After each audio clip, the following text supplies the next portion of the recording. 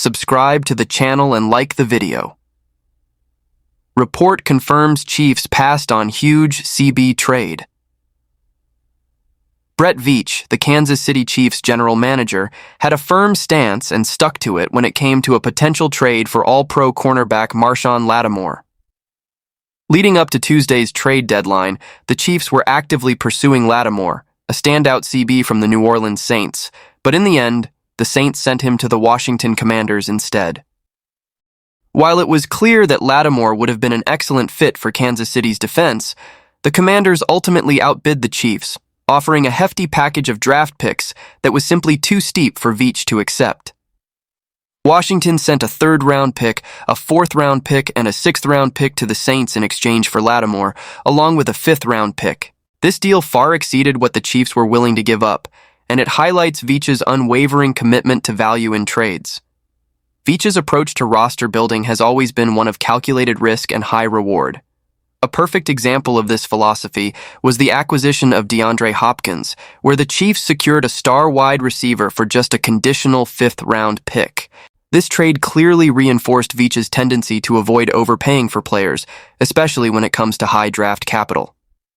According to reports, the Chiefs ultimately balked at the Commanders' offer, choosing to stick to their strategy. At the time, the Chiefs were already low on draft picks after sending valuable selections to the Arizona Cardinals for Hopkins and to the New England Patriots for defensive end Josh Uche.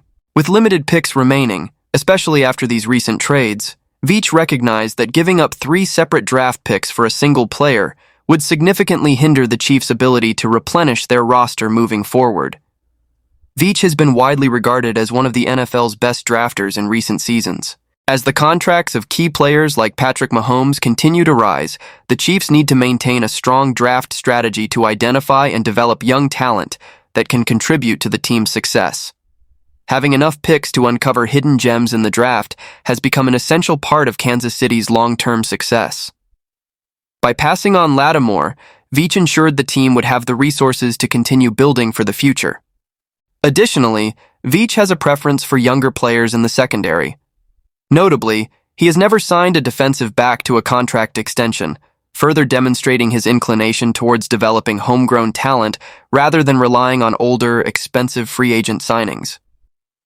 While Lattimore is undeniably talented, his age and contract would not have aligned with Veach's long-term strategy. In the end, the Chiefs have always been about striking the right balance between competing for championships in the present while setting themselves up for continued success in the future.